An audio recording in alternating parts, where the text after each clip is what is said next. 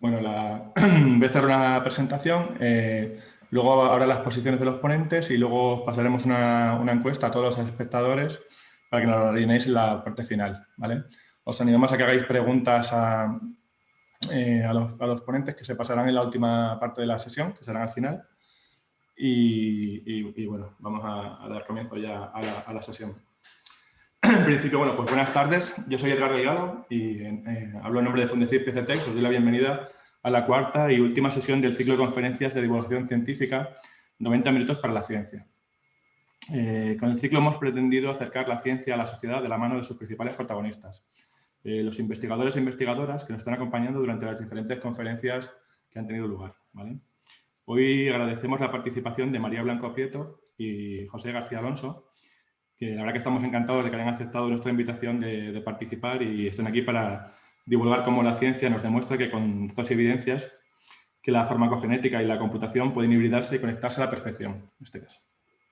Agradecemos también la participación de todas las personas que forman parte de este webinar y que estáis juntando a nosotros y que habéis mostrado interés por la ciencia y en concreto por la materia que abordamos hoy y que os esté conectando desde diferentes lugares, ¿de acuerdo? Gracias por estar ahí en la sesión.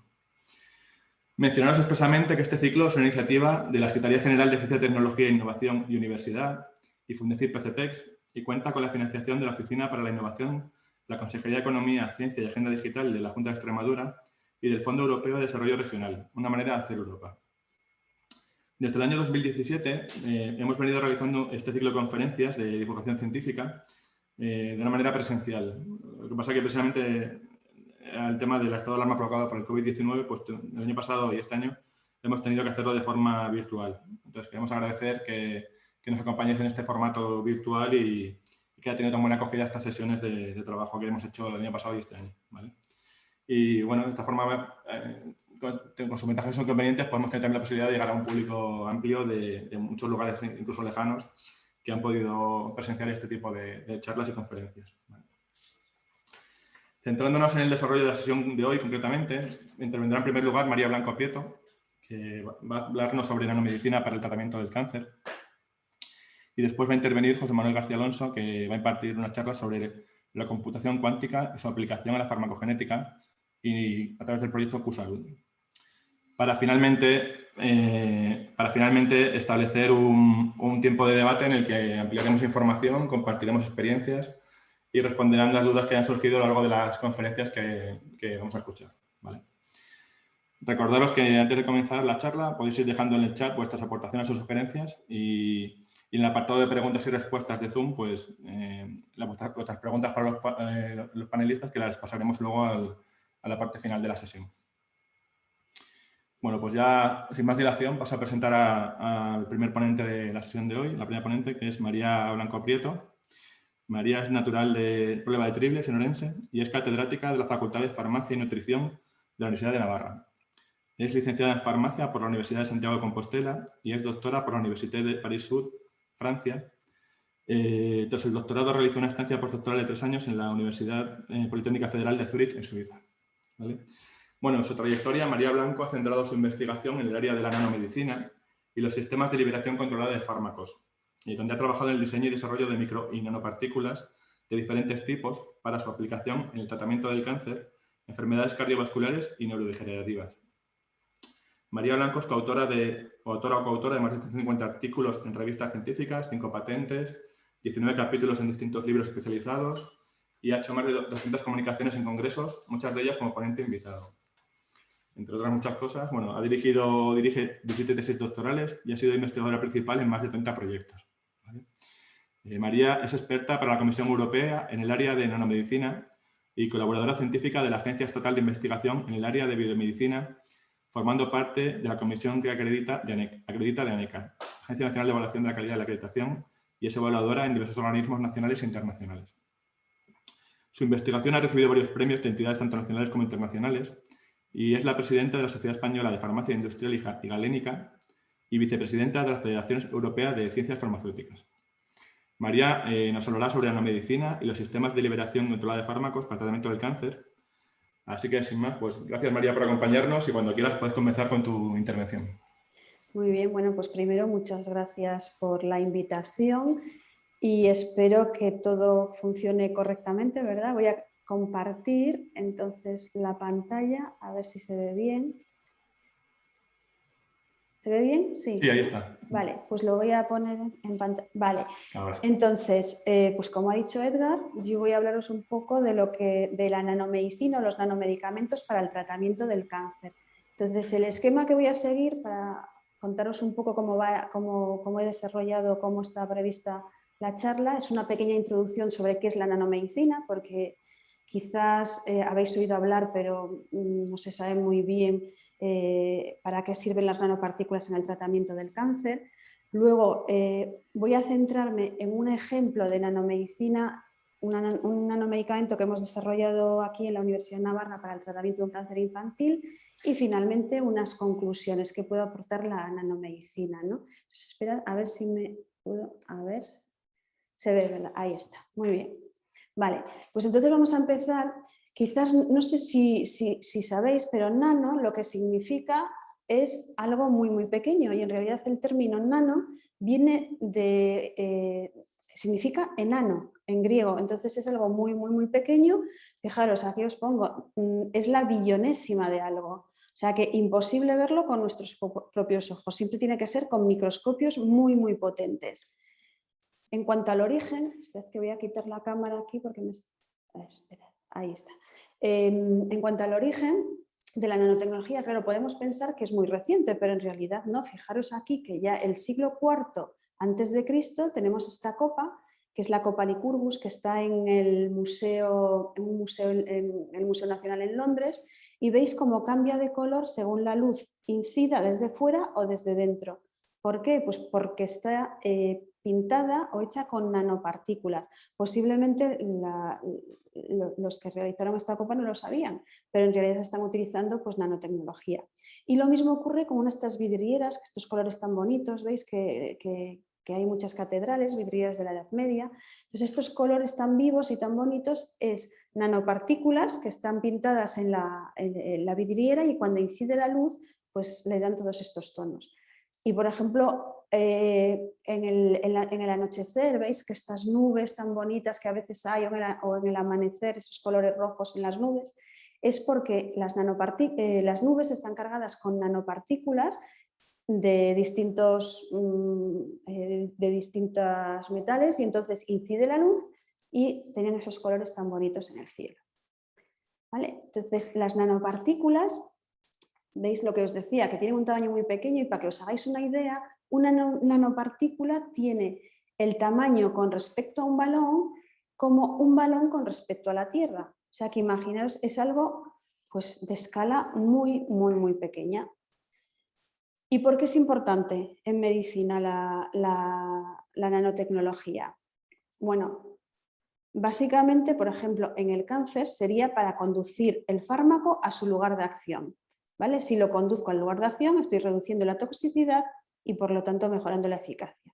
Mirad aquí, esto representa un fármaco libre, cualquier medicamento, cualquier principio activo que se administra en su forma libre, digo, porque no está incluido en nanopartículas.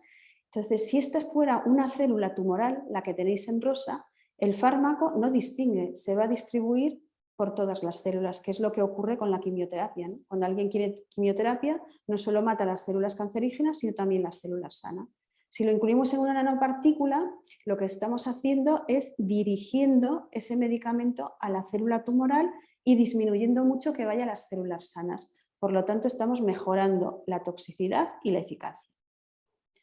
Luego, en el caso del cáncer, ¿cómo nos ayuda la nanotecnología? Aquí tenéis representado, mirad, esto sería un vaso sanguíneo, ¿no? Una vena, y esto sería un tumor. Entonces, en el organismo las células están unidas entre ellas, no hay brechas, es imposible que pase nada. Sin embargo, cuando hay un tumor, las células se desorganizan y hay como brechas entre ellas. Entonces, en este vaso sanguíneo, si nosotros administramos nanopartículas, en el endotelio sano, pues veis que no ocurre nada, pero sin embargo, cuando llegan al tumor, se encuentran con estas brechas y se acumulan en el tumor liberando lo que lleven dentro, liberando el antitumoral. Entonces estamos reduciendo pues eso, que vayan a tejidos sanos.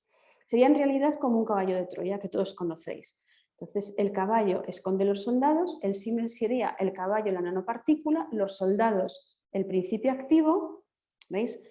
Pues lo azul sería la nanopartícula, el caballo, el amarillo el principio activo, que serían los soldaditos, y entonces el castillo representa el tumor. Y está la puerta cerrada, un tumor es muy resistente, no quiere que las células cancerígenas lo que quieren es vivir y multiplicarse, entonces no dejan pasar nada. Pero si somos capaces de engañar a esas células cancerígenas, por ejemplo con las nanopartículas, los soldaditos los metemos dentro del caballo, que serían las nanopartículas, y el tumor no detecta ese principio activo. Entonces puede entrar la nanopartícula, liberar el principio activo y destruir el tumor. ¿Vale?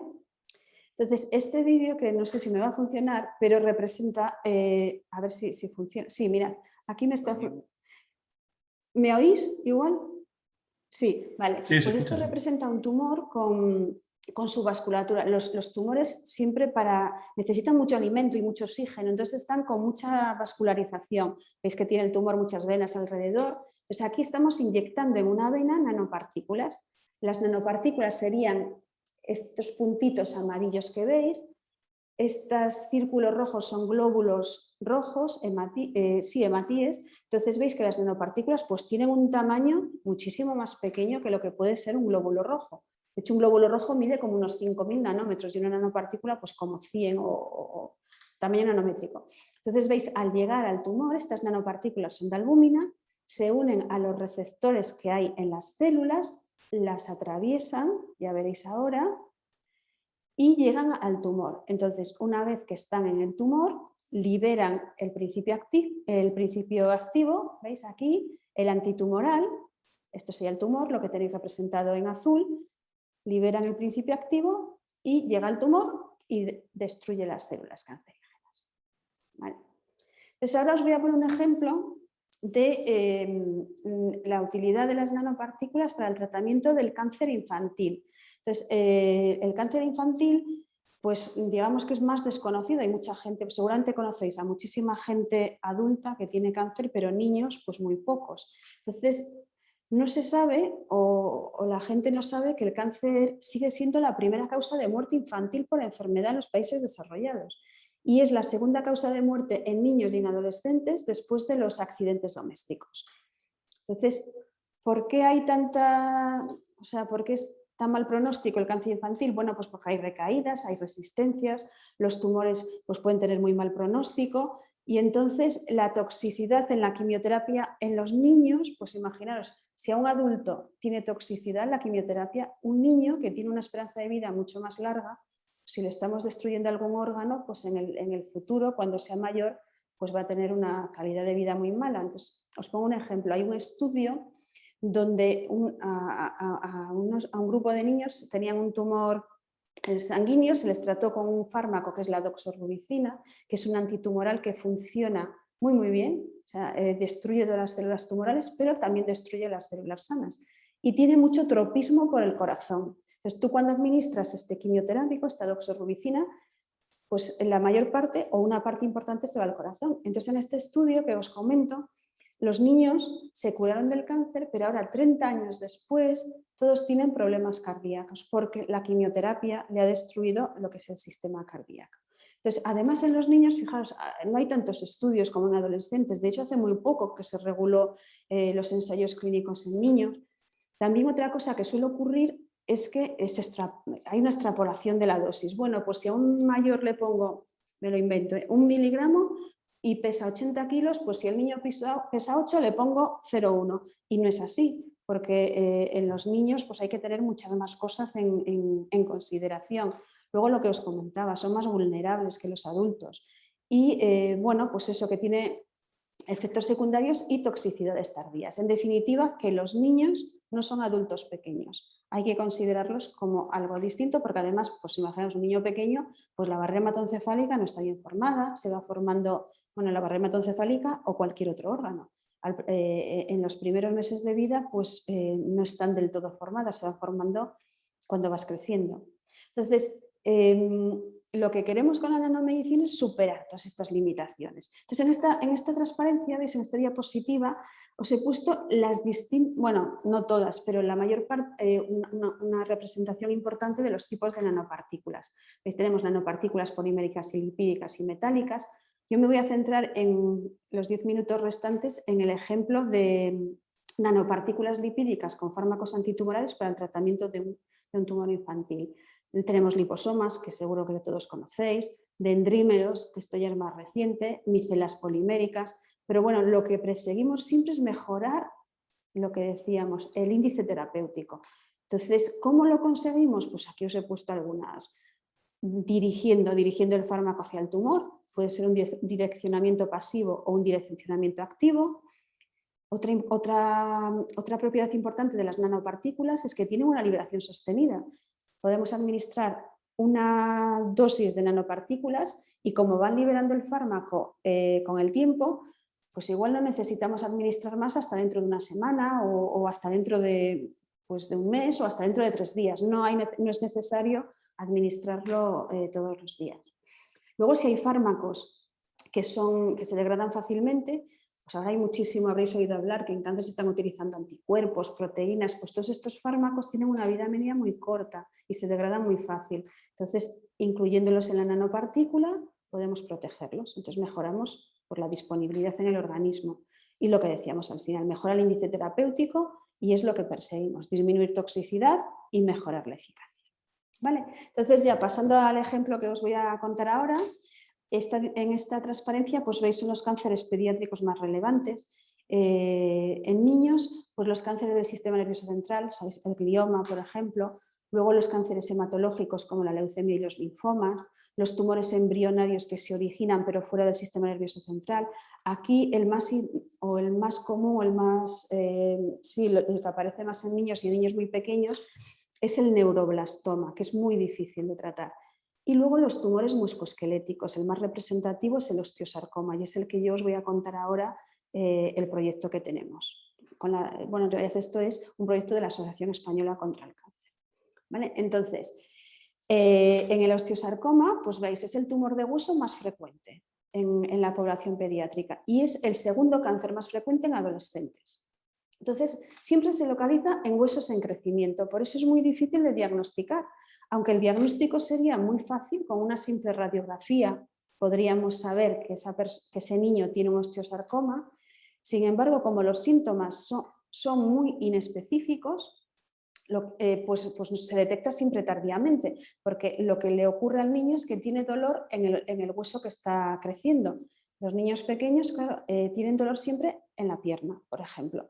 Entonces, claro, cuando un niño llega a casa y dice me duele la pierna, no piensas, tiene un tumor. Lo que piensas es, bueno, pues se habrá dado un golpe en el patio o estará jugando al balón y le dieron un balonazo o está creciendo y crecer duele. Por eso se tarda más en diagnosticar. Y cuando se diagnostica, desgraciadamente, el 80% de los pacientes tienen micrometástasis en el pulmón. Entonces, el osteosarcoma se considera una enfermedad sistémica, ¿vale? Por todo lo que os estoy contando, porque aparte del tumor primario que se localiza en el hueso, siempre, o el 80% veis, tiene metástasis en pulmón en el momento del diagnóstico. Entonces, cuando ya se diagnostica el osteosarcoma en el niño, lo que se hace es una quimioterapia preoperatoria durante 10 semanas, es muy agresiva. Luego se hace una cirugía para retirar el tumor y después de la cirugía hay otra quimioterapia posoperatoria durante 1 año. Entonces, bueno, pues ya os imagináis que es muy duro para los niños y a pesar de todo esto, aquí os pongo la supervivencia a 5 años, si el tumor está localizado, es decir, si no tenemos metástasis, que es un porcentaje pequeño, pues un 60 y un 80% de supervivencia. Pero si hay metástasis, este ratio pues baja hasta un 15% o un 30%, entre un 15 y un 30, vamos. Entonces, ¿por qué este fallo terapéutico? Bueno, pues seguramente conocéis, y si no lo hablaremos después en el debate, la resistencia. Sabéis que las células tumorales son muy listas Y entonces cuando entra el antitumoral, llega un momento que lo reconocen y dicen, no, yo no quiero morir, entonces voy a expulsar el fármaco. La toxicidad sistémica, pues hay muchos niños que no soportan una quimio tan prolongada y tan agresiva. Y luego, pues sí, las metástasis. Entonces nosotros y más gente ha propuesto una alternativa que sería el utilizar nanomedicamentos. Y esto es lo que nosotros hemos hecho, que os voy a poner aquí toda la diapositiva, ¿veis? Nosotros hemos hecho nanopartículas, aquí un poco difuminadas de lípidos biocompatibles, no tienen toxicidad. Entonces, ¿qué queríamos? Proteger al fármaco, liberarlo de manera controlada. Queríamos también aumentar el intervalo entre dosis, disminuir el número de dosis. Al principio pensábamos, bueno, lo vamos a administrar por vía intravenosa, pero fijaros, ahora os contaré que lo que hicimos al final es administrarlas por vía oral. Entonces, bueno, es siempre mucho mejor tener una vía oral para el paciente, pero en el caso de niños, si puedes evitarle el pinchazo, pues mucho mejor, ¿no? Entonces aquí veis, aquí tenemos la matriz lipídica, lo que tenéis en amarillo sería lo que es pues, el vehículo, lo que antes os decía como el caballo, y los puntitos azules es el fármaco. Entonces el medicamento que hemos utilizado, el principio activo, se llama edelfosina. Y esta edelfosina es en colaboración con el Centro de Investigación del Cáncer de Salamanca. Entonces ellos han visto que la edelfosina es muy activa en tumores, pero tiene mucha toxicidad. Si se administra por vía intravenosa, pues produce hemólisis, destruye los hematíes, y por vía oral pues tiene mucha toxicidad gastrointestinal. Entonces nosotros la encapsulamos en nanopartículas. Entonces, veis aquí, estos son las nanopartículas que preparamos. Bueno, aquí tenéis la patente que hicimos con este método de preparación, un método muy sencillo, en 5 minutos tiene las nanopartículas y son imágenes reales. Veis aquí unos 90 nanómetros. Y esto también pues, son nanopartículas hechas con microscopía electrónica o microscopía de transmisión. Y esta pues con microscopía de fuerza atómica, que igual José Manuel no sé si va a hablar algo de eso o no. Entonces, para ver la eficacia de nuestras nanopartículas, de las que habíamos desarrollado, no sabéis que aquí, o si no lo sabéis, os lo digo, tenemos la Universidad de Navarra, pues está al ladito de la Clínica Universidad de Navarra. Entonces, pues tenemos una colaboración muy fácil con los médicos. Entonces, por ejemplo, en pediatría, pues claro, desgraciadamente hay niños con osteosarcoma y lo que hicimos fue coger de pacientes del hospital que tienen osteosarcoma y que se les ha operado el tumor primario y se les ha hecho biopsia de la metástasis del pulmón, pues hemos cogido esas células, ¿vale? Entonces, cuando veamos en las siguientes diapositivas, H significa que hemos cogido células tumorales del hueso, del tumor primario. Y cuando veáis M, son células del foco metastásico en el pulmón.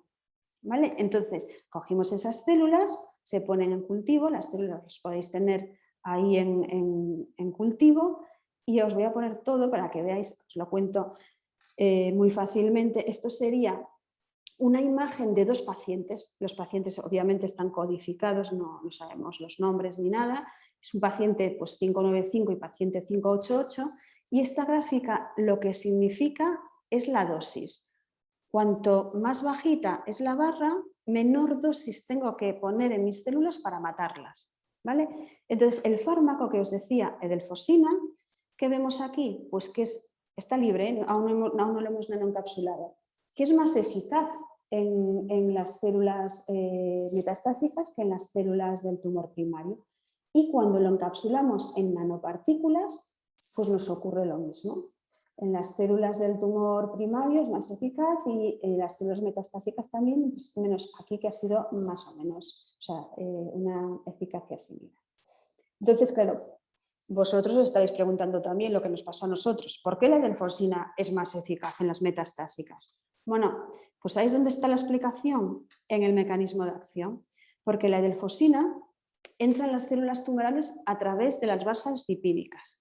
Igual no sé si lo conoceréis más con el término inglés que es lipid trap. Son unos microdominios de membrana que son muy ricos en colesterol y esfingolípidos.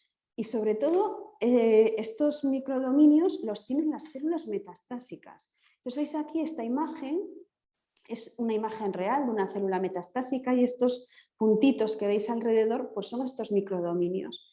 de colesterol y esfingolípidos, que están mucho más concentrados, o hay muchos más en las células metastásicas que en las células tumorales, o sea, que no son metastásicas, en las células del tumor primario, ¿vale? Entonces, hemos visto, ¿no?, que estas células de estos dos pacientes, claro, dijimos, pues si son más eficaces en las células metastásicas y la delfosina entra a través, tiene ese mecanismo de acción, vamos a ver, vamos a comprobarlo, vamos a ver si las células del tumor primario tienen menos balsas lipídicas que las células metastásicas.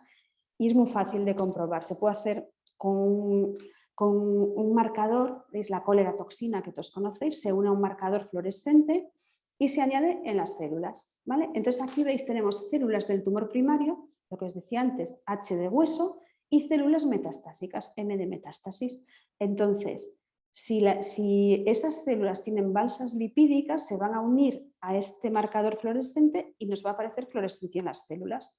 Entonces, ¿qué vemos aquí en las células del tumor primario? Pues unos puntitos. Estos serían las balsas lipídicas, ¿vale? Estos puntitos que veis por aquí. Sin embargo, ¿qué pasa en las células metastáticas? Veis que están llenas de balsas lipídicas. Entonces, claro, esto nos puede explicar nuestro mecanismo, o sea, por qué este fármaco penetra mejor en las células metastásicas. ¿Por qué? Pues porque tiene más balsas lipídicas, ¿vale? Entonces aumenta la eficacia. Y ya seguidamente, bueno, había muchos más estudios, pero bueno, para hacerlo corto, pasamos a la eficacia in vivo. Entonces, la eficacia in vivo lo que hicimos fue desarrollar un modelo murino que simule la enfermedad en humanos. ¿Qué os decía? Pues que los niños empiezan por un tumor primario en la pierna y que metastatiza a pulmón. Entonces, ¿qué queríamos hacer nosotros o qué queremos hacer? Inyectar células tumorales en la tibia del ratón y que espontáneamente metastaticen a pulmón, ¿vale? Entonces, lo que hicimos fue inyectar, pues eso, en la tibia. Claro, bueno, esto quiere decir que primero hemos tenido que ponerlo a punto, porque imaginaos inyectar la tibia de un ratón es muy pequeñito. Entonces lo hicimos con un tinte azul, con el Trypan Blue, para saber que estamos inyectando en la tibia y no en el músculo de al lado.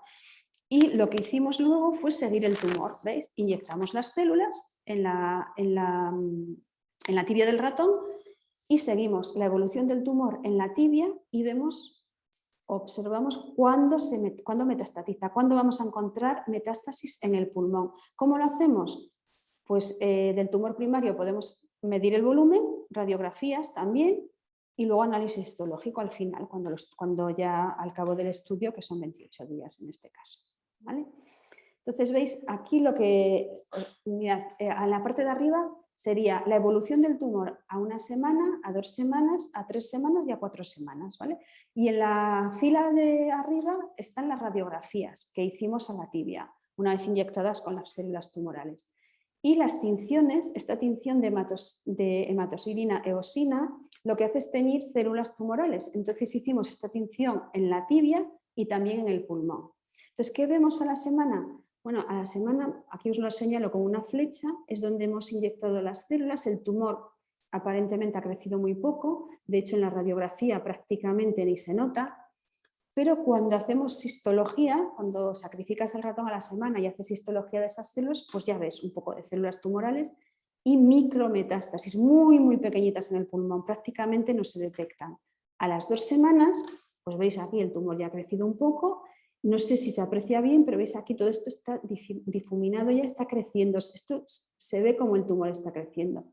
Lo mismo pasa con las tinciones. Todo esto que os pongo en el cuadradito pues son células tumorales y veis la metástasis, si comparamos esta con esta, pues ya ha crecido mucho. A las 3 semanas, pues mirad, aquí ya se aprecia perfectamente el volumen del tumor, cómo está creciendo. Todo esto es tumor, ya las células han salido, las células tumorales, y hay una invasión de células tumorales y las metástasis ya veis que son muy grandes también. Y ya a las 4 semanas el tumor ha crecido tanto que ha roto el hueso. Y ahí hay pues eso, células tumorales por toda la tibia y bueno, las metástasis ya no son micrometástasis, se veían a simple vista, os puedo decir. Veías el pulmón y ya podías ver que tenían metástasis. Entonces, después de la inyección intratibial, las células que inyectamos de osteosarcoma humano pues reproducen pues, lo que es la enfermedad en los niños. Primero tumor en la tibia y metástasis en pulmón. Entonces, una vez que tienes puesto a punto el modelo, Lo que hicimos fue ver la eficacia, ¿vale? ¿Son eficaces nuestras nanopartículas si las administramos en este modelo? Bueno, pues las administramos por vía oral, lo que os decía al principio. Entonces, administramos 3 grupos de ratones. El control, que no, se le no tiene tratamiento, es pues agua cada 3 días. Luego el tratamiento, que es TS delfosina, 30 miligramos por kilo en forma libre, es decir, sin encapsularla. Y luego en forma de nanopartículas, la misma dosis. ¿Y qué observamos? Pues mirad, en la siguiente diapositiva está... Esperad, antes de... Aquí veis, lo que tenemos que fijarnos en esta gráfica es el volumen del tumor frente a los días. Entonces veis cómo crece el tumor. Esto sería pues, el control, el azul. Os recuerdo, solamente agua. La delfosina, el fármaco libre, el rosa. Y pues esta especie de marrón, pues el fármaco en las nanopartículas lipídicas. Entonces, ¿qué vemos? Pues veis, bueno, el fármaco libre también tiene un poco de eficacia comparado con el control, pero si comparamos con las nanopartículas, veis, frente al control, la eficacia es 5 veces mayor, la de las nanopartículas. Entonces, fueron mucho más efectivas disminuyendo el tumor primario. ¿Y qué pasa con las metástasis? Pues ahí venía lo interesante. Lo interesante es aquí, veis en esta gráfica, tenemos el porcentaje de ratones con tumores que desarrollan metástasis. Entonces veis en el control 8 de 9, pues uno ha fallado siempre falla algún animal. Con la delfosina libre, 7 de 9 animales, el 80% desarrollaron metástasis, mientras que cuando administramos el fármaco en las nanopartículas, pues solo un animal tuvo una micrometástasis muy, muy pequeña y en realidad no la veíamos. Es que los oncólogos tiene que haber. Entonces, pues buscamos un montón y encontramos una micrometástasis en el grupo, ¿vale? Entonces, ya la conclusión, que es que bueno, la delfosina, el principio activo administrado en forma de nanopartículas, aumentó la eficacia del fármaco en las células tumorales. Además, también fueron efectivas disminuyendo el tumor primario e inhibieron la diseminación de estas células hacia el pulmón. Y como conclusión general, que lo que se dice el taking home message, ¿no? El mensaje que tenéis que dar, pues quimioterapia convencional, toxicidad en tejidos sanos, mala distribución, rápida eliminación y desarrollo de resistencias. Con las nanopartículas protegemos de la degradación, reducimos la toxicidad y vencemos las resistencias. Entonces ya mi última diapositiva es el agradecimiento al grupo de investigación que no está aquí, la financiación y sobre todo a los pacientes y las familias que nos proporcionan el material para poder investigar de los pacientes. ¿Vale? Y nada, os agradezco mucho la atención. Entonces, Edgar, voy a dejar de compartir, ¿vale? A ver, ahí está. Vale, pues en principio ya está. Deberías, José Manuel, poder compartir tú si pasamos. Bueno, lo tienes que presentar, perdón. Sí, perdón. Sí, perfecto, María. Muchas gracias. Muchas gracias por tu magnífica exposición, María. La verdad que esperemos que tengáis éxito y que vaya evolucionando el tema. A ver, esperemos que sí. Muy bien, pues nada, voy a pasar primero a presentar a José Manuel y ahora le doy paso para su presentación. Pues nos acompaña José Manuel García Alonso, que es doctor en Tecnologías Informáticas por la Universidad de Extremadura, investigador del laboratorio SPI Lab del Grupo Quercus de Ingeniería de Software de la Universidad de Extremadura. José Manuel ha trabajado con distintos dispositivos móviles y dispositivos de Internet de las cosas y sus trabajos se centran en facilitar el uso de estas tecnologías a personas sin conocimientos técnicos. En este contexto, José Manuel dirige el proyecto Instituto Internacional de Investigación e Innovación del Envejecimiento, conocido por 4IE, que es un proyecto que busca aplicar los últimos avances de las tecnologías de la información y la comunicación para la mejor calidad de vida de las personas mayores en las regiones de Extremadura, Alentejo y Centro, en Portugal. También es uno de los investigadores que participa en el proyecto Q-Salud, que es un proyecto pionero en la computación cuántica, no solo a nivel regional, sino también a nivel nacional e internacional, cuyo principal objetivo consiste en mejorar la vida de las personas mayores a través del estudio de la relación entre diversas variables, tales como su perfil genético, su historial de medicamentos y sus efectos a través de la computación cuántica. José Manuel nos hablará sobre la computación cuántica y su aplicación a la farmacogenética con el proyecto Q-Salud. Pues nada, gracias José Manuel por acompañarnos y cuando quieras pues comienza con tu presentación. Muy bien, Edgar, muchas gracias por la presentación y sobre todo muchas gracias por invitarme a participar en este ciclo de 90 minutos por la ciencia tan interesante que habéis tenido este año. La verdad es que es difícil continuar después de la gran presentación de María, pero bueno, voy a intentar no aburriros mucho, cambiando un poco de tercio, porque como decía Edgar, yo soy investigador en informática, ingeniero del software, pero vamos a seguir hablando también un poco de farmacia, de farmacogenética, de medicamentos, ¿vale? En este caso, desde una perspectiva de la computación cuántica. Entonces, primero, para situar un poco a todo el mundo, os voy a contar un poco qué es esto de la computación cuántica y luego os cuento cómo lo estamos aplicando en farmacogenética.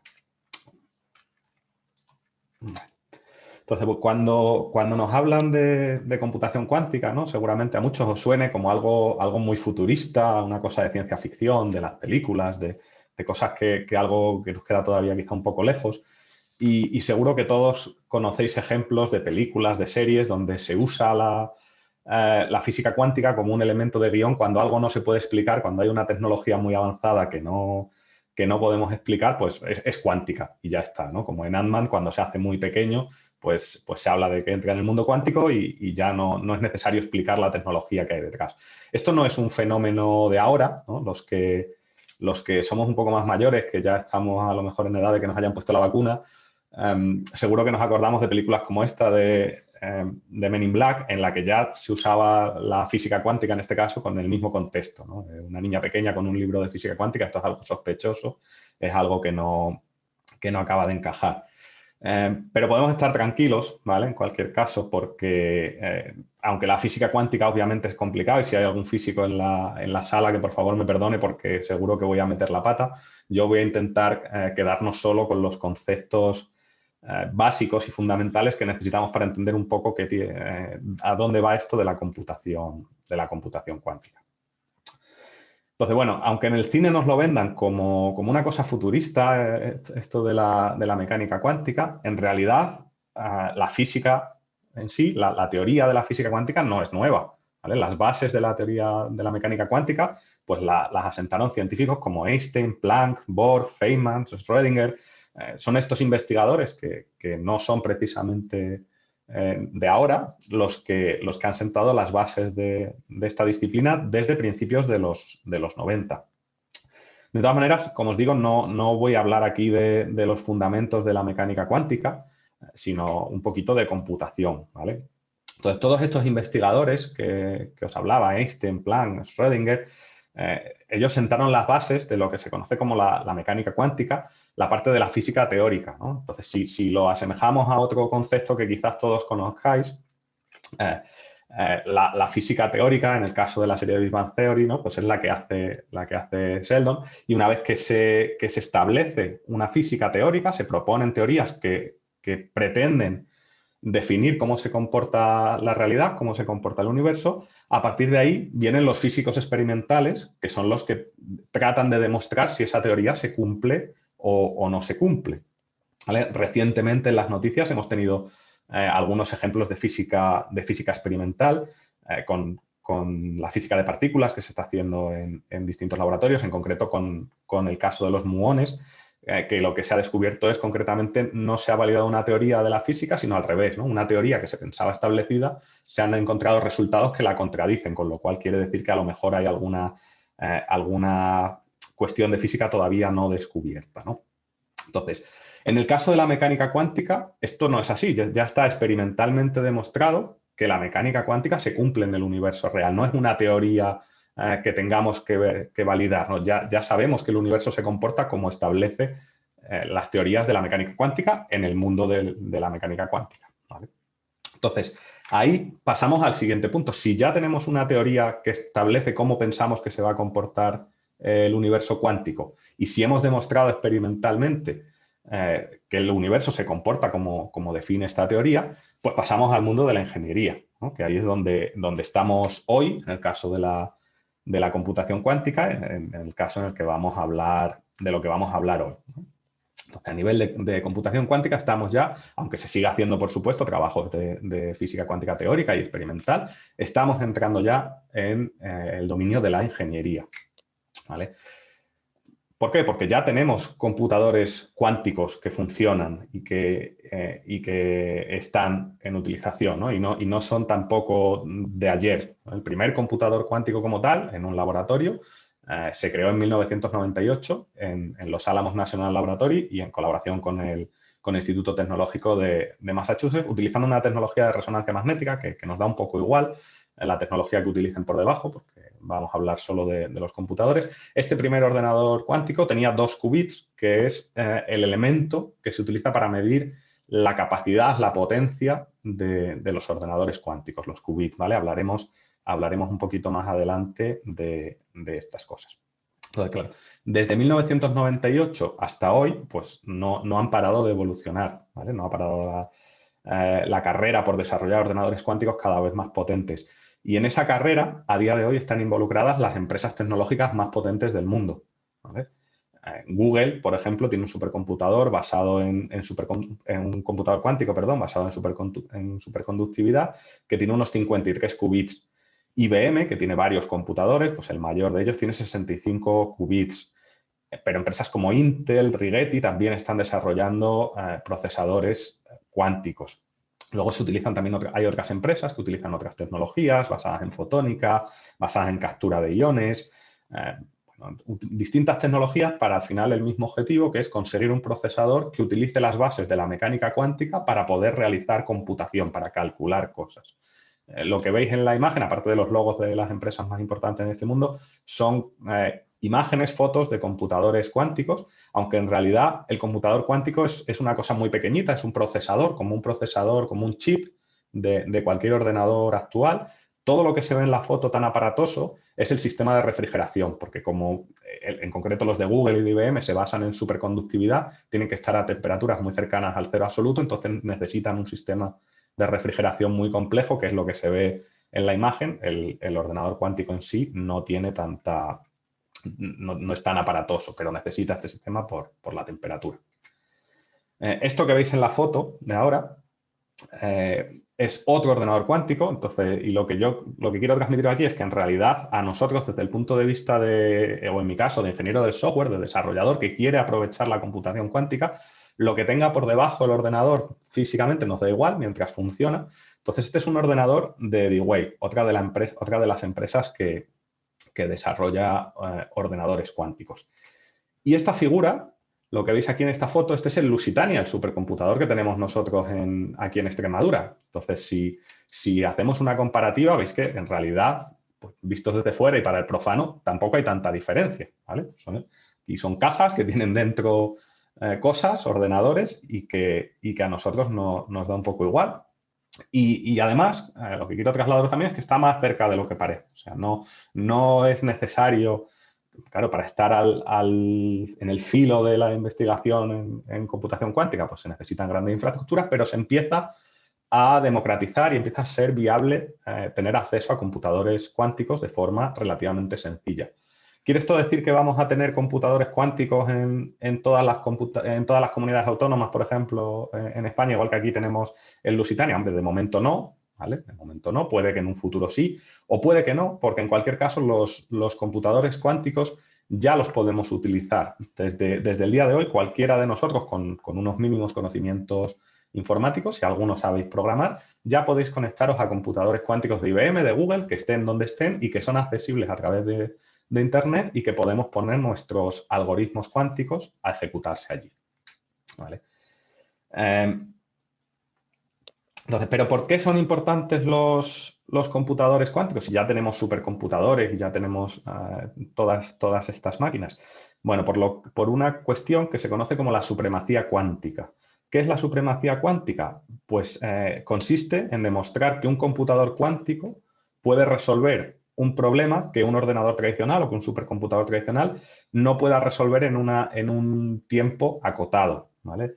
Aunque hay cierta polémica y no está claro todavía si esto se ha demostrado o no, sí que hay varias, en concreto hay dos propuestas que dicen haber alcanzado la supremacía cuántica, pero hay cierta discusión todavía en el mundo técnico de si eso es así o no, pero ya en 2019 Google anunció haber alcanzado la supremacía cuántica realizando en un ordenador cuántico una operación que tardó 200 segundos y que en un ordenador tradicional, en un supercomputador tradicional, esa operación que había llevado 200 segundos en un ordenador cuántico tardaría 10.000 años. Es decir, pasamos de 10.000 años en el supercomputador tradicional a 200 segundos en un computador cuántico.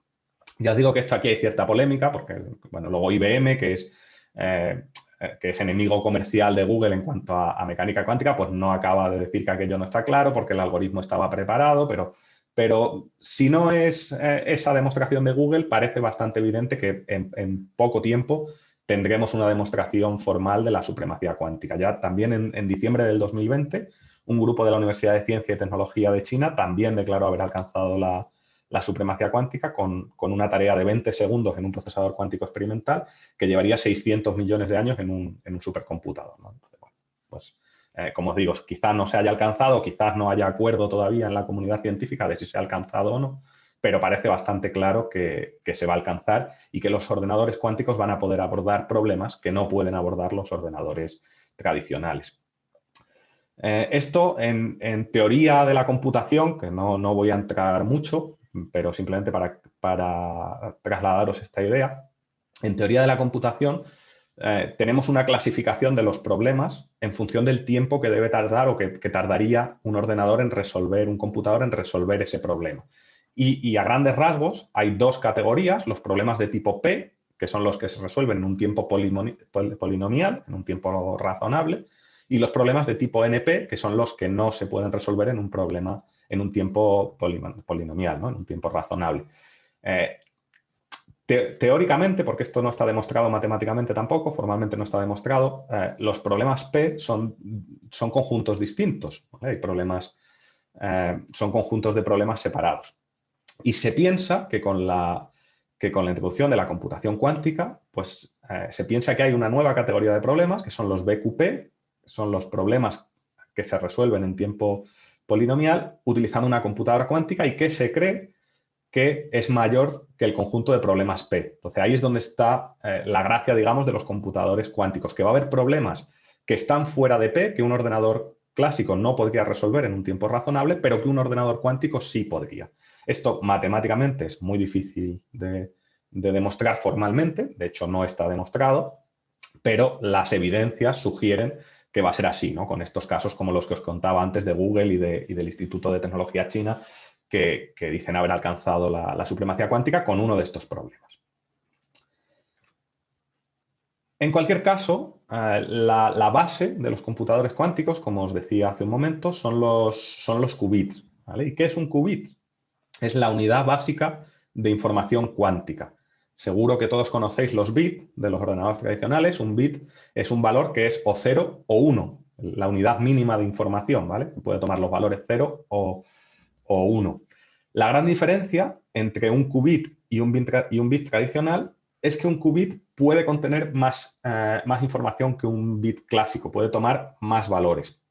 No voy a entrar aquí en la definición matemática y física de los qubits porque necesitaríamos bastante tiempo y seguramente alguien que controle de esto un poco más que yo.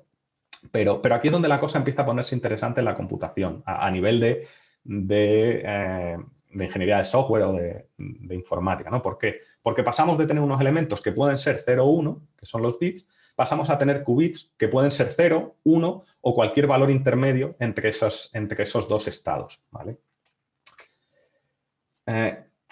Y es que, como os acabo de decir, un qubit representa más información que un bit tradicional, pero con la particularidad de la mecánica cuántica, ¿no? Del colapso de onda de la función cuántica, de que cuando yo consulto un qubit, si yo voy y lo miro, el qubit va a ser o 0 o 1. El qubit no va a tener ningún valor diferente, va a ser o 0 o 1. Entonces, me podéis decir, ¿no? Pues entonces es igual que un bit, si solo es 0 o 1, es igual que un bit. Bueno, eso va a ser cuando yo lo miro, porque si no lo miro, si no lo consulto, el estado de onda cuántico no colapsa y puede estar en estados intermedios. Entonces, yo puedo tener un qubit que esté en un estado en el que tenga un 50% de probabilidad de ser 1 y un 50% de probabilidad de ser 0. O cualquier otro estado intermedio, 99,1, 98,2, cualquier infinitos estados intermedios, 99,9999% de que sea 1 y 0,0001% de que sea 0, ¿no? Entonces, siempre y cuando no lo consulte, porque cuando lo consulte colapsa y pasará a ser 0 o 1. ¿Vale? Pero esta propiedad es lo que me da la potencia de los ordenadores cuánticos, porque mientras yo no consulte, mientras mis qubits no colapsen, pueden tener esos valores intermedios. Y entonces, cuando voy haciendo cálculos con esos bits, cuando los introduzco en operaciones computacionales, voy trasladando esos estados intermedios y voy haciendo cálculos con ellos. Entonces, en vez de hacer un cálculo con un 0 o con un 1, hago un cálculo con 50% de probabilidad de que sea 0, 50% de probabilidad de que sea 1. Y esto, según voy añadiendo operaciones y voy añadiendo más qubits, multiplica exponencialmente la capacidad de computación, ¿vale? Y hace que pueda calcular pues, toda esta potencia de los ordenadores cuánticos. En cualquier caso, y ahora hablaremos un poquito más de esto, más allá de los qubits en sí, hay un par de fenómenos de la mecánica cuántica que son los que le dan la potencia, o son los principales fundamentos de la potencia de los ordenadores cuánticos que me quiero parar muy rápidamente a explicar. El primero de ellos es la superposición cuántica, ¿vale? Seguro que el nombre por lo menos os suena a muchos, y sobre todo por el famoso ejemplo del gato de Schrödinger, ¿vale? Seguro que todos habéis oído hablar del gato de Schrödinger, que es el ejemplo más básico de la superposición cuántica. El gato de Schrödinger es un experimento mental, que nadie se ponga a meter a su gato en una caja, por favor, ¿vale? Pero que dice que un gato dentro de una caja con un veneno y activado por un mecanismo radiactivo está a la vez vivo y muerto, y que no lo sabemos hasta que no se abra la caja. No lo puedes saber si el veneno se ha disparado y el gato está vivo o muerto. Entonces se dice que está en un estado de superposición, está a la vez vivo o muerto. Esta es la propiedad de la mecánica cuántica que usan los qubits para estar en esos estados de 50% probabilidad de ser 0, 50% de probabilidad de ser 1, ¿no? Ese qubit está en un estado superpuesto. Cuando abro la caja, cuando miro el qubit colapsa y entonces el qubit o será 0 o 1. El gato está vivo o está muerto. No puede estar en un estado intermedio cuando alguien lo está mirando, ¿no? Cuando colapsa la función cuántica. Pero mientras nadie lo mire, está en ese estado de superposición. Solo esta propiedad de la superposición, sin entrar en nada más complejo, ya nos da un potencial para hacer operaciones que con un ordenador tradicional son muy complejas. Porque partiendo de ese estado de superposición y teniendo en cuenta que un estado cuántico de un qubit o de cualquier otro elemento no se puede copiar, yo no puedo copiar el estado de un qubit. ¿Por qué no lo puedo copiar? Porque para copiarlo lo tengo que mirar, y si lo miro colapsa, y si colapsa ya no está en el estado de superposición. Entonces yo un qubit no puedo copiarlo. Si lo miro, colapsará y pasará a otro estado de no superposición. Entonces solo esa propiedad ya nos permite unas grandes aplicaciones en el ámbito de la seguridad, ¿vale? Si, por ejemplo, establecemos un canal de comunicaciones cuántico en el que dos personas intercambian información, es posible detectar si alguien está viendo esa información entre medias, porque si alguien ve la información privada, codificada, que yo le envío a la otra persona de la comunicación, va a colapsar el estado cuántico y entonces se va a detectar. Vamos a poder detectar que ha habido una brecha de seguridad en el canal y, por lo tanto, pues se puede utilizar para aplicaciones de seguridad.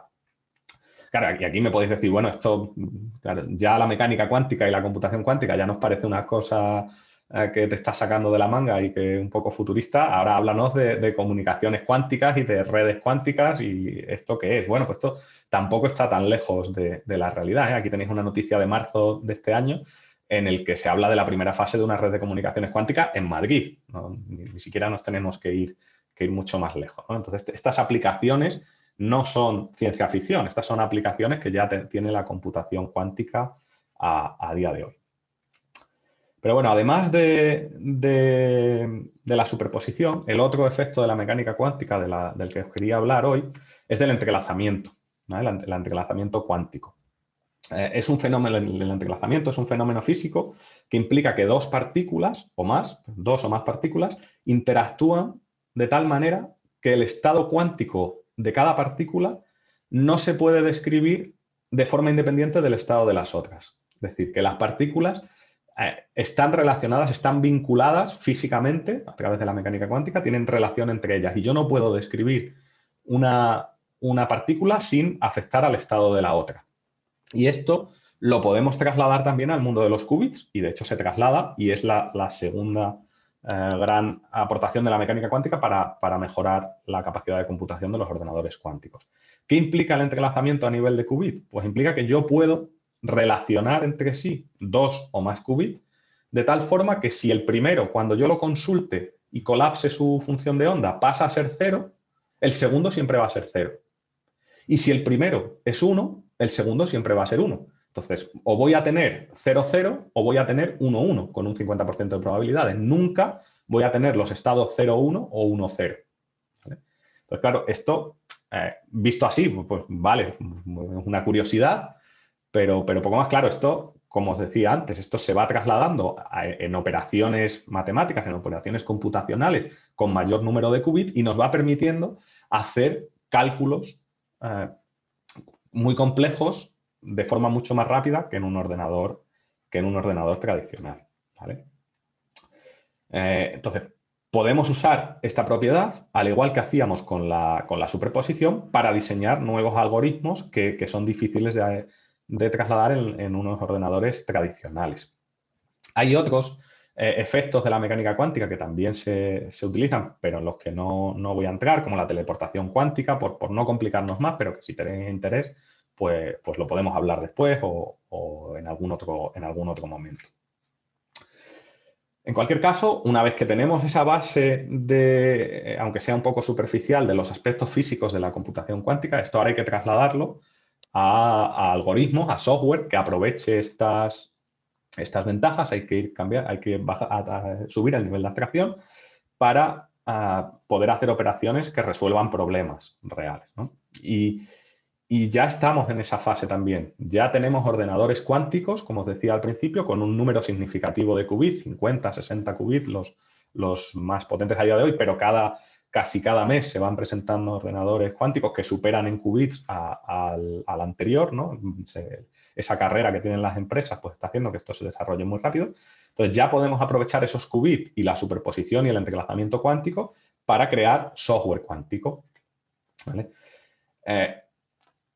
Obviamente, claro, esto no deja de ser una disciplina muy nueva. Y si la computación cuántica es una disciplina nueva, pues el software cuántico es aún más nuevo, ¿no? Porque primero, para poder hacer software que funcione en ordenadores cuánticos, primero tiene que haber ordenadores cuánticos. Entonces, forma parte del proceso. En cualquier caso, aquí os he dejado una lista de algoritmos cuánticos ya conocidos desde la Wikipedia. Podéis ir y consultarlos si tenéis curiosidad, de algunos de los algoritmos cuánticos más conocidos, que como veis ya hay un número significativo y que resuelven problemas relevantes, ¿no? Pues, algunos de los más conocidos son el algoritmo de Shor para la factorización de números enteros o la factorización de números primos, que es una operación súper importante también en seguridad, o el algoritmo de Grover para buscar en listas, para buscar elementos en una lista.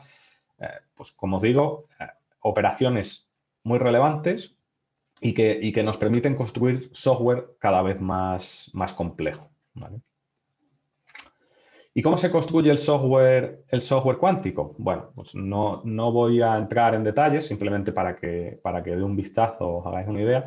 A día de hoy, en la mayoría de los sistemas cuánticos se programan utilizando operaciones lógicas sobre los qubits, que se conocen como puertas lógicas de la computación tradicional, que se traslada a puertas cuánticas en la computación cuántica.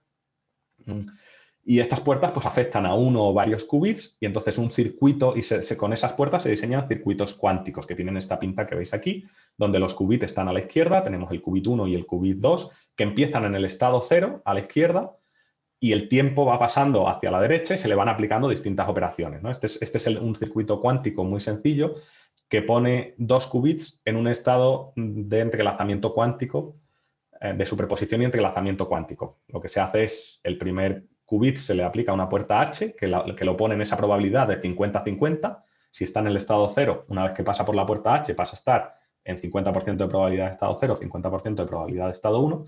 Y luego se le aplica una puerta de negación condicionada, donde dice que si el qubit 1 es 0, no afecta al qubit 2, pero si es 1, invierte el qubit 2 y pasa de ser 0 a ser 1. Entonces, como tenemos ese 50%, pues ya tenemos ese estado donde no podemos describir el estado del qubit 1 sin conocer el estado del qubit 2 y viceversa. Si el qubit 1 es 0, el qubit 2 será también 0, y si es 1, pues será también 1. Pero bueno, como os digo, no quiero pararme mucho en esto para tampoco alargarnos demasiado. Este sería el resultado de ejecutar este algoritmo cuántico tan sencillo, ese circuito que hemos visto. Los circuitos cuánticos siempre hay que ejecutarlos un número significativo de veces. ¿Por qué? Porque dan resultados que son probabilísticos. Si yo tengo un qubit que tiene un 50% de probabilidades de ser 0 o 1, la mitad de las veces será 0, la mitad de las veces será 1. Cuando yo complico mi circuito para hacer cálculos más relevantes, no siempre voy a obtener el resultado esperado, porque a veces, aunque tenga un 99% de probabilidad, el otro 1% de las veces, pues cuando colapse la función de onda, va a colapsar en el resultado que no es el que yo espero. Entonces hay que ejecutarlo un número de veces determinado. Estos son 1000 ejecuciones del circuito más sencillo, del que os enseñaba antes, en el que aproximadamente la mitad de las veces dio 1, 1 y la otra mitad dio 0, 0. Y estas son, pues, otras de las operaciones cuánticas soportadas por la mayoría de los lenguajes de programación a día de hoy, y que ya digo, no voy a entrar demasiado, pero que al final lo que hacen es modificar el estado de esos qubits, bien sea de forma independiente o bien sea vinculado al estado de otros qubits, aprovechándose de la superposición y del entrelazamiento. ¿Vale? Y este es un ejemplo de un circuito un poco más grande, tampoco mucho porque tiene unos 12 qubits o así, pero bueno, pues la pinta, digamos, que tiene un software cuántico, aunque esto se puede hacer también con lenguajes de programación, no hace falta ir pintando el circuito, pero tiene un poco esa pinta. ¿Y de qué nos vale todos estos algoritmos y ese software cuántico? Pues cada día se van descubriendo nuevas aplicaciones donde esto puede resultar de utilidad, ¿no? De la que ya hablábamos al principio. Uno de los primeros campos de aplicación es el de la seguridad informática, la criptografía cuántica, ¿no? Es uno de los campos donde primero se empezó a aplicar esto. Pero también en algo que está tan de moda como el machine learning, ¿no? El aprendizaje automático y la inteligencia artificial, pues aprovechar las capacidades de los computadores cuánticos para diseñar mejores sistemas de aprendizaje. Pero no nos quedamos solo en el dominio tecnológico, ¿vale? Los computadores cuánticos no es una cosa de informáticos para informáticos, sino al revés. Cada vez más investigadores de distintas disciplinas empiezan a verle partido y a obtener beneficios de este nuevo sistema de computación, ¿no? Por ejemplo, con química cuántica computacional, donde se investigan, pues, nuevos compuestos, o también en el descubrimiento de nuevos fármacos, de nuevos medicamentos, de nuevas nanopartículas, como nos hablaba María, donde se pueden usar las capacidades de los ordenadores cuánticos para hacer simulaciones mucho más avanzadas de las que se hacen en ordenadores tradicionales. O, por ejemplo, también otro campo donde está teniendo mucha implantación es en cuestión de servicios financieros, de simulación de mercados como la bolsa, mercados de valores, pues ese tipo de sistemas tan complejos que son difíciles de simular con ordenadores tradicionales. ¿Vale? En este sentido, ¿vale? De aplicar la computación cuántica a un problema más allá de la informática, más allá de la computación en sí misma, nosotros estamos trabajando, como contaba Edgar al principio, en el proyecto QSalud. Hasta donde yo sé, creo que somos el primer grupo de investigación en Extremadura que trabaja con cuestiones de computación cuántica. Seguramente, si no somos el primero, pues somos de los primeros. Y concretamente trabajamos en este proyecto que es QSalud, farmacogenómica cuántica aplicada al envejecimiento, que os voy a presentar muy rápidamente para no pasarme del tiempo y porque además el proyecto acaba de empezar, o sea que todavía no tenemos tantos resultados que podemos enseñaros, pero os voy a hablar un poquito de cómo usamos la computación cuántica en este proyecto. Este es un proyecto financiado por CEDETI, en concreto en la convocatoria de misiones de ciencia e innovación, y concretamente en el área de salud y envejecimiento, en la que, como también contaba Edgar al principio, nosotros ya llevamos algunos años aplicando las tecnologías de información para mejorar la calidad de vida de las personas mayores. Es un proyecto fundamentalmente empresarial, porque los proyectos de Cedeti son proyectos liderados por empresas. Las empresas en este caso son Alhambra, Gloin y Madrija. La empresa extremeña es Gloin, que seguramente muchos conozcáis, y en la que también participamos varios investigadores, varios grupos de investigación de distintas universidades para aportar pues, nuestros conocimientos y nuestra capacidad investigadora. En concreto, en este caso, pues, la Universidad de Extremadura, la Universidad de Castilla-La Mancha y el Instituto Universitario de Investigación Biosanitaria de Extremadura, que son los que de verdad saben de farmacogenética. Nosotros sabemos de computación cuántica y en concreto pues eso, venimos del grupo Kerbkus de Ingeniería del Software y del Instituto Internacional de Innovación del Envejecimiento.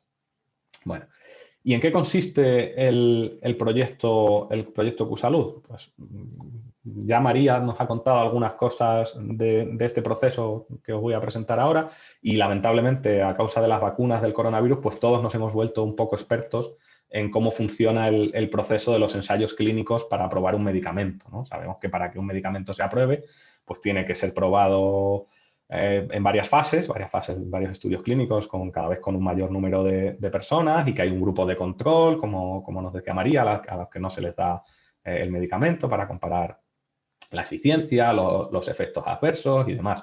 Y como decía María, igual que ocurre con los niños, ¿vale? Que pues no se hacen menos estudios clínicos con los niños, pasa un poco también con las personas mayores, ¿no? Y es importante tener en cuenta que en este proceso de los ensayos clínicos pues, se hacen generalmente en población que está relativamente sana o al menos que solo tiene la enfermedad que quiere tratar el nuevo medicamento que se pretende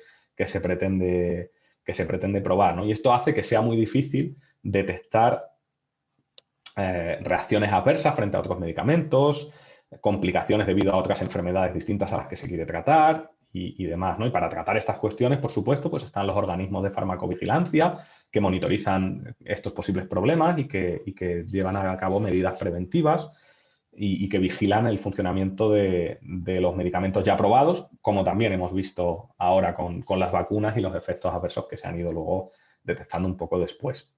¿Vale? Esta situación se complica aún más si tenemos en cuenta la población más envejecida y su estado general de salud.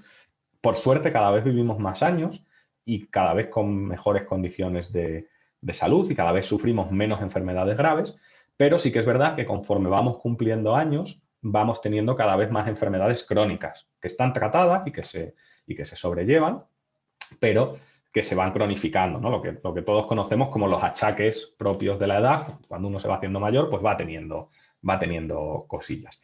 ¿Y cómo se tratan esas enfermedades cronificadas? Pues en la mayoría de las ocasiones a través de medicamentos, ¿no? Y todos, estoy seguro, tenemos familiares que parecen una farmacia ambulante, ¿no? Que tienen que tomar 5, 6, 7 medicinas distintas cada día para distintos problemas de salud. Esto es lo que se conoce como personas polimedicadas, que toman 5 o más medicamentos de forma habitual. Y obviamente el porcentaje de población polimedicada entre las personas mayores es mucho mayor que entre la población en general y aumenta conforme aumentan los índices de envejecimiento. Esto se une o se complica aún más si tenemos en cuenta que en España existen unos 32.000 productos farmacéuticos aprobados para su uso por la Agencia Española de Medicamentos y Productos Sanitarios y además si lo complicamos con la información genética de cada persona que cada vez es más relevante para el estudio de los fármacos. La farmacogenética estudia cómo las mutaciones genéticas, las variables genéticas de cada persona afectan a los efectos que tiene un medicamento y busca personalizar los tratamientos, un poco estas cosas que nos ha contado en la presentación anterior, orientados también con la genética y cada vez más relevante. De esos medicamentos aprobados en España, de esos 32.000 productos farmacéuticos, muchos de ellos en su ficha técnica, en el documento oficial donde se especifica las propiedades del medicamento, ya tienen información genética, que dice, pues si usted tiene esta mutación genética, este fármaco le va a hacer más efecto o va a necesitar menos dosis o bueno, distintas combinaciones de estas cuestiones. Y además también sabemos que la secuenciación genética cada vez es más barata. Ya se puede, ya hay servicios en Internet que lo pides y te mandan un test a tu casa, te tomas una muestra y te analizan tu tu genoma por unos pocos cientos de euros o menos, ¿no? Es una cuestión que cada vez es más barata. Entonces, unimos personas mayores, polimedicadas, que toman muchos medicamentos, que tienen distintas enfermedades crónicas, con fármacos que no han sido probados en personas mayores, o al menos no en esa variante que hay de personas mayores que toman esas distintas medicinas, que además tienen información genética. ¿Esto qué hace? Pues esto genera una explosión combinatoria que hace que sea muy difícil simular esto en un sistema de computación tradicional. Y ahí es donde queremos entrar en el proyecto QSalud, en usar la computación cuántica. ¿Para qué? Pues para poder detectar, prevenir, incluso predecir efectos adversos de los medicamentos, teniendo en cuenta todas esas variables que en un sistema tradicional no se podría tener en cuenta.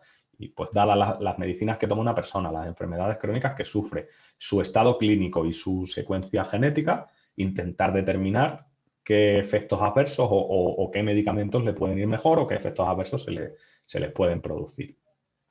Ese es el objetivo, como os digo, y ahí queremos utilizar pues, estas cuestiones de la superposición cuántica y del entrelazamiento y de los qubits para poder calcular hacer esa simulación en esa explosión combinatoria que no se podría hacer con un sistema tradicional. Así que bueno, por mi parte nada más. De nuevo dar las gracias a Fundecis PCTest por haberme invitado a participar en este ciclo con componentes de tanto nivel. La verdad es que es un placer poder participar y espero haber estado a la altura. Y nada, estoy a vuestra disposición para lo que queráis. Muchas gracias. Muchísimas gracias, José Manuel, por tu interesante exposición. La verdad que ha sido lo más interesante y divulgativa, y yo creo que además que para gente profana en la materia, como puedo ser yo que soy sociólogo, la verdad que ha sido bastante entendible y fácil de seguir. Así que muchas gracias. Bueno, pues sí que seguimos animando desde Fundecit a todos los asistentes, espectadores, a que lancen sus preguntas, pero mientras la gente se va animando y se lo va pensando, yo tenía preparadas algunas preguntas, pues acaso no surgía ninguna para poder lanzar a vosotros. Así que mientras manda mi compañera Mila la encuesta para que la vayan rellenando, voy a empezar a haceros la primera pregunta, ¿vale? Tengo primero una para cada uno y luego algunas comunes, ¿vale? En principio, le quería preguntar a María si se conoce ya, por ejemplo, qué tipo de porcentaje de tratamientos se hacen ya con nanomedicinas. O sea, ya en el tema del cáncer, por ejemplo, ¿ya se conoce cuánto porcentaje de introducción de las nanomedicinas se va haciendo ya o todavía es muy incipiente? Pues mira, para el cáncer infantil la verdad es que no hay nada en clínica. En ensayos clínicos hay alguno, pero para el cáncer adulto hay muchos ya, y concretamente hay uno que es el Doxil, que es doxorubicina en liposomas, que hace poco se celebraron los 25 años de que ha entrado en el mercado. Y luego también, para que la gente se sitúe un poco, todas estas vacunas del COVID con RNA, la de Pfizer, bueno, no se pueden decir marcas, pero bueno, la de Pfizer y la de Moderna son nanopartículas lipídicas como las que yo he enseñado, que encapsulan RNA para codificar contra el virus. Entonces, no es ciencia ficción, es realidad, y para el cáncer hay unos cuantos, y muchísimos en ensayos clínicos. O sea, que tenemos algunos ya nanopartículas metidas en el cuerpo sin saberlo. Bueno, igual las has respirado. Sí, probablemente. Sí, muy bien. Yo para José Manuel le quería preguntar que sí, que desde el punto de vista de la aportación de la computación cuántica a la farmacogenética, o sea, la aportación que sería lo de la rapidez para sintetizar los análisis y los estudios estos, o algo más.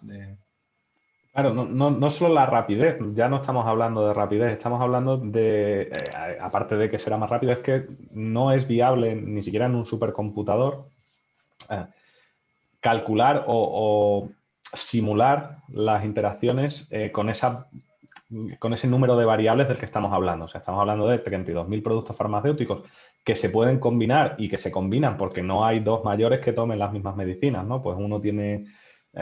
muchos sí toman medicinas que son muy similares, que si el Sintrom, que si no sé qué, pero luego cada uno tiene sus medicinas. Entonces, solo la combinación de medicamentos ya nos da un número de probabilidades que se dispara exponencialmente. Si a eso le unimos las mutaciones genéticas, la información genética de cada persona, el número de variables a tener en cuenta no es computable por un ordenador tradicional. Entonces, no es que vaya a ser más rápido de lo que haríamos con un supercomputador, es que con un supercomputador no podríamos hacerlo y ahora con la computación cuántica, pues esperamos que sí podremos hacerlo.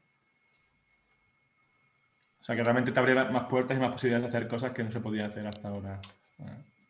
Claro, no es solo cuestión de velocidad, es nuevos problemas que se pueden abordar que antes no se podía. Muy bien, pues estoy viendo en el chat que Javier se ha animado a preguntar. Javier Martín Morientes, buenas tardes, Javier. Pregunta que en los proyectos tipo QSalud, de empresa, grupos de investigación, hay perfiles de todo tipo, ¿verdad? Son muy interdisciplinares. ¿Qué perfiles predominan? Pues muchas gracias, Javier, por la pregunta. Y totalmente multidisciplinares, evidentemente, ¿no? Como decía al principio, yo soy ingeniero informático, ingeniero de software, pero la parte de farmacogenética, pues ahí están nuestros compañeros de farmacogenética, en concreto el doctor Adrián Llerena es el que lidera esa parte en este proyecto de INUVE, del Instituto Biosanitario de Extremadura. Pero también en el proyecto 4i, en el que ya venimos trabajando de antes a nivel de informática, pues son proyectos muy multidisciplinares donde nos tenemos que juntar los tecnólogos, los informáticos, los que sabemos de tecnología, pero claro, yo no sé nada o sé muy poco, sé lo mismo que sabe cualquier persona del público general, ni de farmacia, ni de genética, ni de medicamentos. Entonces, pues ahí entra una parte clínica muy importante donde pues tenemos médicos, enfermeros, profesionales de todo tipo. En concreto, en este proyecto QSalud, pues, tenemos la parte de farmacogenética, tenemos la parte técnica. Una de las empresas es una empresa especializada en informática clínica y en trabajar en sistemas de información sanitarios. Otros son de la parte cuántica, o sea que muy multidisciplinar, sí. Bueno, yo tenía curiosidad también por preguntar a María respecto de la posición que ocupa España respecto de estas técnicas de nanomedicina y farmacogenética. O sea, ¿somos un poco un país seguidor ahí en medio regular o tenemos algún avance? No, yo creo que se está investigando mucho en nanomedicina, y de hecho se está ahora, un grupo en Santiago está incluso intentando hacer una vacuna contra el COVID con nanopartículas, sí, contra la COVID con nanopartículas. Entonces, hay muy buena investigación en España también. Sí, y luego lo que ha dicho un poco José Manuel, lo importante es colaborar. Entonces, yo, por ejemplo, a nivel europeo colaboro con otros grupos que pueden estar también ahí haciendo investigación y entonces haces proyectos en colaboración y todos nos enriquecemos unos de otros. ¿Puedo yo preguntar una cosa a José Manuel? Sí, por supuesto, María, claro. Vale, que es que, oye, José Manuel, yo soy totalmente profana, igual te estoy diciendo una tontería increíble, pero, por ejemplo, para el bosón de Higgs, ¿se ha utilizado esta mecánica cuántica o para nada? No tiene nada que ver, ¿sabes? El bosón de Higgs. Hasta donde yo sé, no soy tampoco experto en la materia, pero no, hasta donde yo sé, no se ha utilizado. Vale. Era curiosidad, solo por saber. Si me permites, Edgar, también relacionado con lo que le preguntabas a María, ¿no? A nivel de computación cuántica en España, pues decir que tenemos grandes investigadores. Muchas de las bases de la computación cuántica, si nos vamos a los orígenes, hay muchísimos investigadores españoles involucrados. Lamentablemente para nosotros, la mayoría desde universidades extranjeras, sí. pero detrás de los grandes avances de la computación cuántica hay muchos españoles, muchos, repartidos por el mundo, pero muchos españoles en este avance. Bueno, está bien que por una vez estemos ahí liderando esto, aunque sea desde fuera, pero bueno, que alguna vez sí retorna aquí y algo quedará aquí, en nuestras universidades y en nuestro conocimiento. No sé si mi compañera Mila quiere hacer alguna pregunta, Mila, o... Pues no tenía previsto hacer ninguna pregunta, estoy un poco aquí moderando y estando atenta, y bueno, creo que a ver, que me ponga aquí la cámara. A ver, así, nada, que felicitaros a los dos, muchas gracias por participar en nuestro ciclo, que ya con vosotros lo terminamos. Y bueno, para mí ha sido, me sigue resultando súper complicado el tema de la computación cuántica, pero creo que esa capacidad que demuestra, que podéis demostrar en tratar los datos, puede ayudar mucho a una disciplina tan importante como la medicina para el avance de la sociedad. Y bueno, Mila y Edgar, tenéis que volver a invitarle al final del proyecto. Exactamente, es que lo hemos pillado muy para al que principio. Nos cuenten los resultados. Lo hemos pillado muy al principio y además había puesto yo ahí en el chat para todos los asistentes que lo que habrá que hacer es, con esto que nos proporciona el Zoom y todas estas nuevas tecnologías, pues reunir a todas esas mentes brillantes que están por ahí, de origen español, ¿no? Que tienen mucho que decir en todo esto de la física cuántica. Y bueno, pues José Manuel, a lo mejor te vamos a encargar que no lo deteste. Y con María pues estaríamos encantados de seguir colaborando y bueno, ojalá podríamos hacer algo de esto presencial, un poco recopilando todos los investigadores y divulgadores que habéis participado en el ciclo en estos 2 años. ¿Cuándo nos gustaría hacer una cosa presencial con todos vosotros? Porque nos enseñáis tanto y sabemos tan poco, la gente de a pie que estamos aquí más... Nosotros estamos encantados, ¿verdad, sí, José Manuel? Siempre. Yo antes de poder cerrar esta charla, que la vamos a despedir ahora en un momentillo para llegar a cumplir con el horario, sí me gustaría hacer una última pregunta a cada uno respecto del principal reto que estás trabajando en estos momentos. O sea, ¿cuál es el principal reto que tenemos que hacer asumible a corto plazo? Vamos, el principal reto que tenemos en la disciplina que estamos trabajando. ¿Quién empieza? Empieza tú, María. Bueno, a ver, yo es que he presentado pues una parte del cáncer infantil, pero donde estamos bastante avanzados es con nanomedicina para el tratamiento del Parkinson, para regeneración del cerebro, cuando las neuronas se están muriendo. Entonces, ahí hemos terminado ya ensayos en primates. Entonces, pues se ve, eso os lo cuento otro día, que además en los vídeos se ve muy bien. Entonces, los primatos se ven muy bien por los síntomas del Parkinson, cómo tiemblan y cómo con las nanopartículas encapsulando, bueno, pues un factor neurotrófico, pues se ve cómo revierten los temblores y todo eso. Entonces, quizás es lo más avanzado. El reto siempre es pues, conseguir financiación para seguir, ¿sabes? Hay muy poca financiación en España. ¿Y la iniciativa privada, el tejido empresarial responde a vuestro llamamiento o hay que seguir ahí? ¿Sabes qué le pasa a la empresa? Que siempre va a caballo ganador. O sea, hasta que tú tienes todo súper mascado, pues no nos involucramos. Pero sí estamos, por ejemplo con lo del Parkinson tenemos una patente también. Entonces sí que estamos pues intentando hablar con empresas, a ver... ¿sabes? Para poder, porque claro, para hacer ensayos clínicos, que en este caso ya sería lo siguiente, es un montón de dinero y si no te lo financia una empresa, y te hablo de millones, entonces es muy difícil. Y yo no sé si José Manuel estará de acuerdo o no, pero la financiación en España para investigar es bajísima. De hecho, yo no sé cómo hay tanta gente investigando con tan poco dinero que tenemos. Con tan poco presupuesto. Sí, pues habrá que divulgar más. Poniendo mucho de su parte al final. Sí. Yo siempre digo, aquí hacemos malabares con lo poco que nos dan. Sí, es verdad. Coincido contigo, María, plenamente, ¿no? Todos los que estamos en esta pelea sabemos que...